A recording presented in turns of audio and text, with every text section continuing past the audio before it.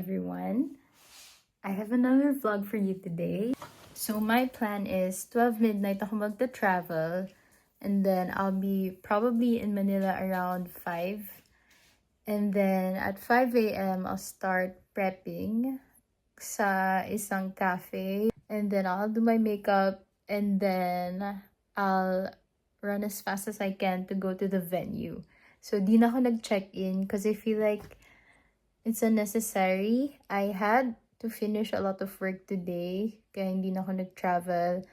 And hindi na din ako nag-check-in or nag-book. Currently, it's 7 p.m. and I'm picking an outfit for tomorrow. One day lang naman siya na seminar.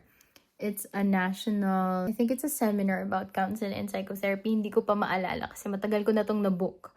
So, mag-isa ko lang, as usual. Let's see where this goes. Oh my gosh, I feel so impulsive. You know, guys, what I'm really looking forward to is shawarma.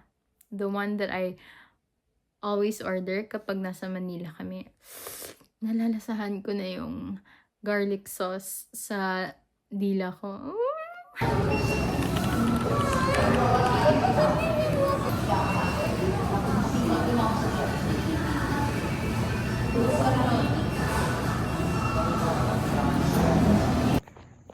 I don't know if you guys can see me properly or if you can hear me.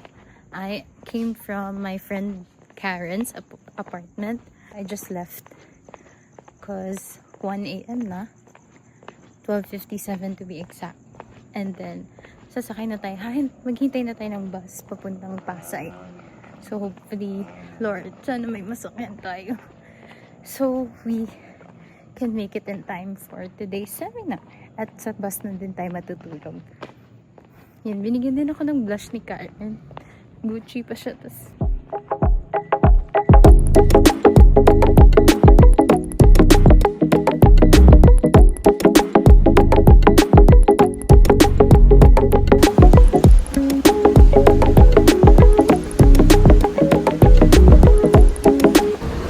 Guys, di ko alam kung ano yung sinakyan ko na bus. Ito ba? O, ayun. Pasay din. Pasay din yung tea. Yan kasi kababa-baba. Nakakainis talaga. Wait lang. Let's check kung ito yan. Wait. Ayun. Yun nga. Ito nga.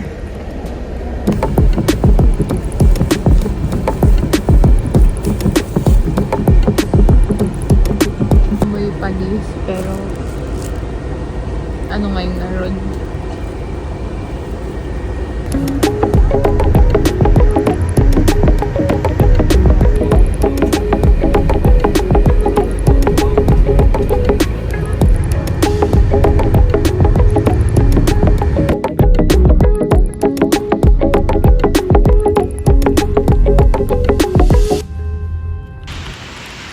Oh my gosh, guys, I did not even think this through.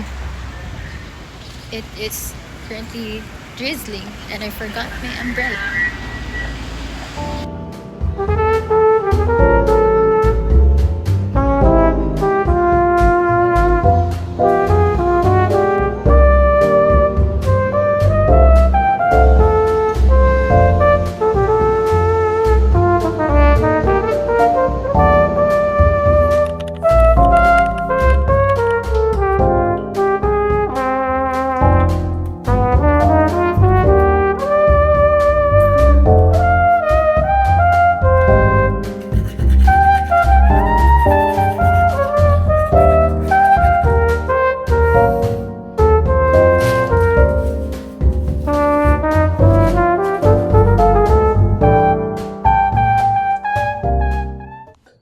Good morning, guys. I hope you guys can hear me.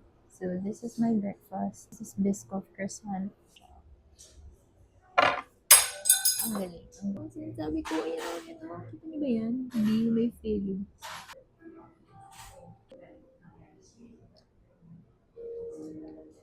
Alam niyo ba, guys, parang kasi hindi ako nagkakape, di ba? Tapos kapag nagkakape kami, din kami palagi sa yung may option na pwede mong i-substitute yung milk. So either oat milk or So I really appreciate people who really remember the smallest things about me. And yung parang na-appreciate ko kunwari, ikaw may ano sa'yo. Tapos, ay, hindi ka pala pwede. Ganun, ganun. Yung mga simple things na ganun. Parang, hala, you remember. Sobrang babaw ko talaga pero I really feel seen. If like someone asks me out on a coffee and then they remember that I'm lactose intolerant, kaya sasabihin nila, ay walang ano, wala daw substitute or ito na lang kunin mo like tea or something. Basta ganun tea. Sobrang babaw ko pero na-appreciate ko yun.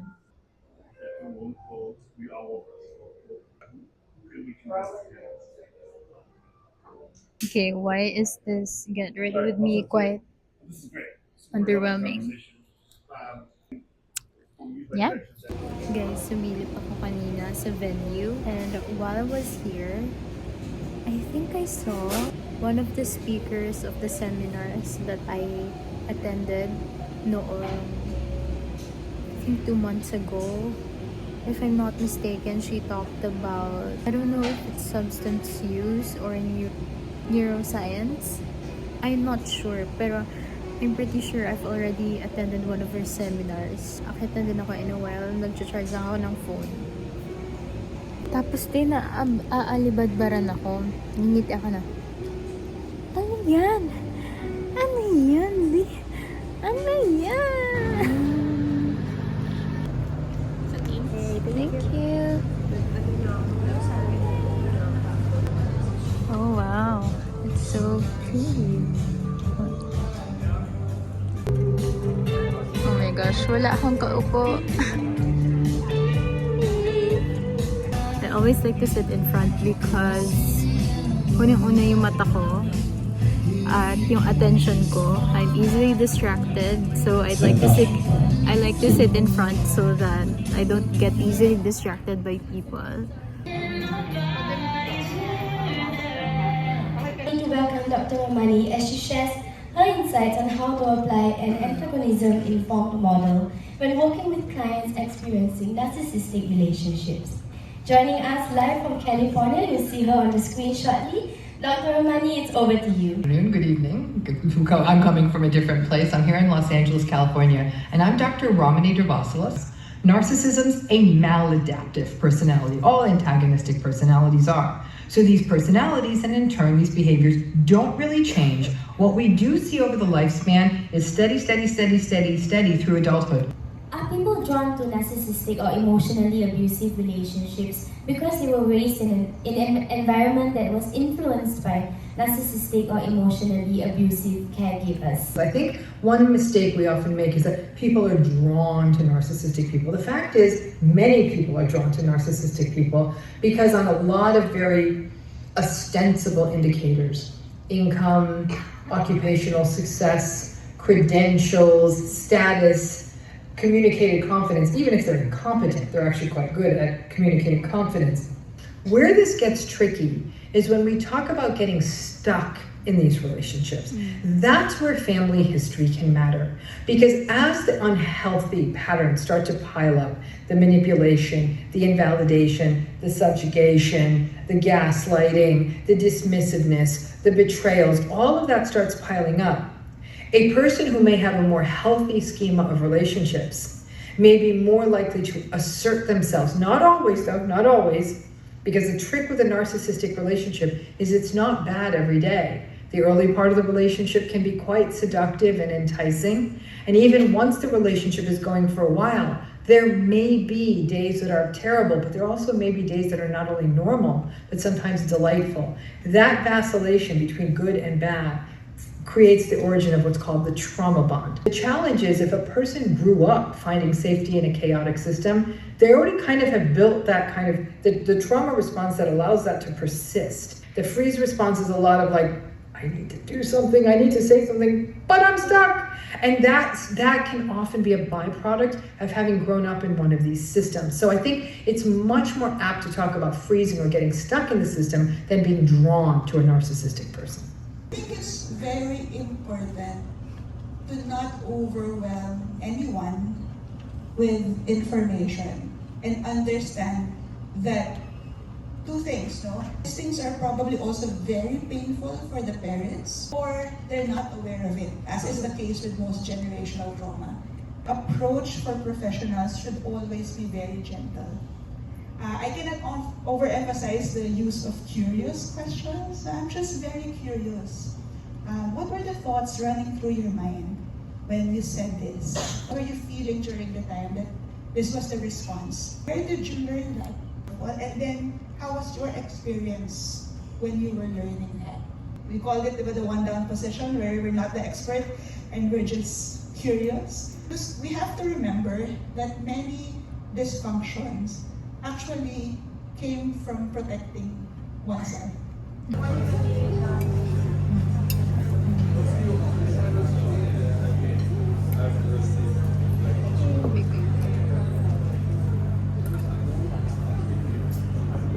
Ano ang funny? Ala. Ang napunta naman sa akin ay... Ano po name niyo? Angela po. Vanessa. Sorry. Nice to meet you. Nice to meet you po. Psychologist po ba kayo? No, actually, radiologist ako. Oh, wow! Kayo po ba psychiatrist? No, nag-masters po ako to become a psychologist. So, I'm a psychometrician and HR po as of the moment. Sorry, kayo po, ano po name niyo? Erica. Hello. I'm Vanessa. But this is something that you're really interested in? Yeah. So, at work, I got to become parang Mga Gen Zs po ba? Yes. Or, yeah. Sabi nila parang sila po ang Gen Zs daw na workers. Like sila talaga yung super iba and they're not afraid to jump from one job to another because they know what they want and they yung talagang palaban and they advocate for themselves. That's true. Yeah. Minsan konting difficulty lang daw yun. Yeah. Yes, I read the Bible, but then there's this other Bible called Our Own Lives. Okay? Remember, our enemy is the conscious mind. You already know what to do, di ba? Don't worry, I'm not going to control you. People often get scared about hypnosis. They're going to get me to do something I don't want. Actually, no. I'm going to get you to do something that you want. So make sure that you're comfortable sitting and replicating the same thing we do when we go to bed. Okay? Your eyes always rolls out that way. Just imagine that you're in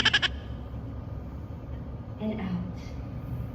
And again, take a deep breath in and out.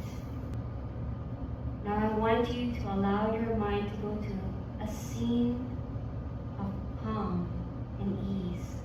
What do you see, hear, and feel in this scene of calm? Now gently notice if there's any area where that calm hasn't fully reached. Ask this feeling, what are you trying to tell me? On the count of 5, open your eyes, feeling so calm, feeling so good.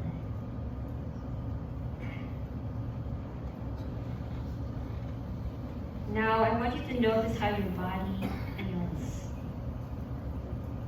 That calm you felt is not something I gave you. It was always yours.